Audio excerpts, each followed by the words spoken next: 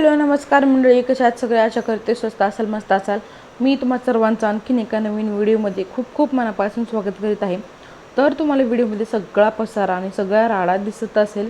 हो, कारण की आज आहे संकष्ट चतुर्थी आणि हा 2-3 दिवसांत तुम्हाला ब्लॉग बघायला भेटतो. त्याच्यामुळे चतुर्थी होऊन गेलेली असते आणि बऱ्याच जणांची कमेंट असते की तुम्ही एखादी पूजा वगैरे दाखवली तर तुम्ही पूजा आता समजा वटसावित्रीची पौर्णिमा सण यायची किंवा संकष्ट चतुर्थी यायची, मग त्याची पूजा वगैरे अगोदर का नका तर माझं असं होतं की डेली व्लॉगमध्ये माझं ज्या दिवशी असतं त्या दिवशी मी शूट करते, नंतर एडिट करते, नंतर टाकते. हां, एखादी रेसिपी वगैरे जर मी जर अगोदर टाकली त्याच्याशी रिलेटेड तर तुम्हाला ती अगोदर बघायला भेटते. सो त्याच्यामुळं बऱ्याच जणांचं कन्फ्युजन होतं. तर काही रेसिपीज, काही व्हिडिओज अगोदर टाकते आणि डेली व्लॉगमध्ये जर असेल तर ज्या दिवशी व्लॉग शूट केला, ज्या दिवशी जो सण आहे त्या दिवशीचाच व्हिडिओ नंतर 2 ते 3 दिवसांनी तुम्हाला जे मी शूट केलेलं आहे ते बघायला भेटतं. सो असो तर काहीच हरकत नाही. आणि काल रात्री मम्मीने सामान पाठवून दिलेलं होतं, गावाकडची गाडी येणार होती म्हणून. म्हणजे उन्हाळी काम वगैरे केलं होतं. तर मम्मी म्हटली पाऊस पडायच्या अगोदर जर गाडी येतेच तर मी सगळं पाठवून देते.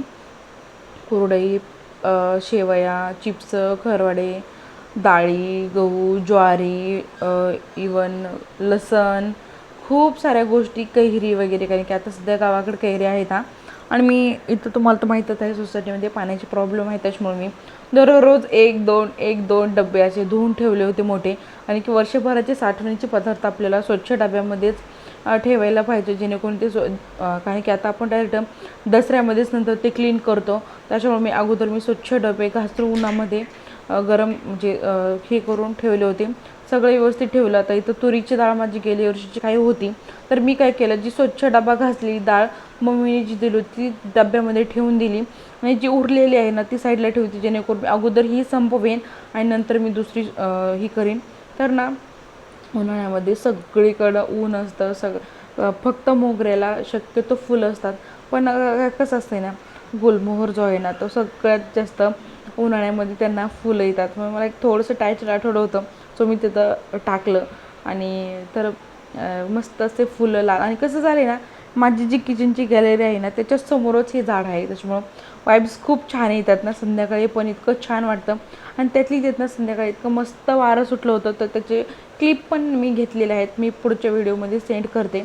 तर सगळं आवरल्याच्यानंतर सगळं व्यवस्थित मला धान्य वगैरे ठेवायला 3 ते 4 तास गेले. आणि किंवा सगळं व्यवस्थित नीटनेटकं ठेवलं तर ते वर्षभर. तर बऱ्याच जणींचं असतं की डाळीमध्ये, मुगामध्ये, डाळीमध्ये, गहू ज्वारीमध्ये आडे पडल्या किंवा किडे लागले, तर ते नीटनेटकं नाही ठेवल्यामुळं मला तरी वाटते की असं शक्यतो होतं. मग त्याच्यानंतर सगळं आवरून फरशी वगैरे पुसून चतुर्थी होती, त्याच्यामुळे मी गणपतीची पूजा वगैरे केली, स्नान वगैरे घातलं, म्हणजे अभिषेक वगैरे केला गणपतीचा बाप्पांचा. संकष्टी चतुर्थी होती त्याच्यामुळं. आणि आरोहीने पण तिला राहवलं नाही म्हणून ना चिप्स वगैरे तळून घेतले होते, तेच मी पण खाल्ले उपवासामुळं.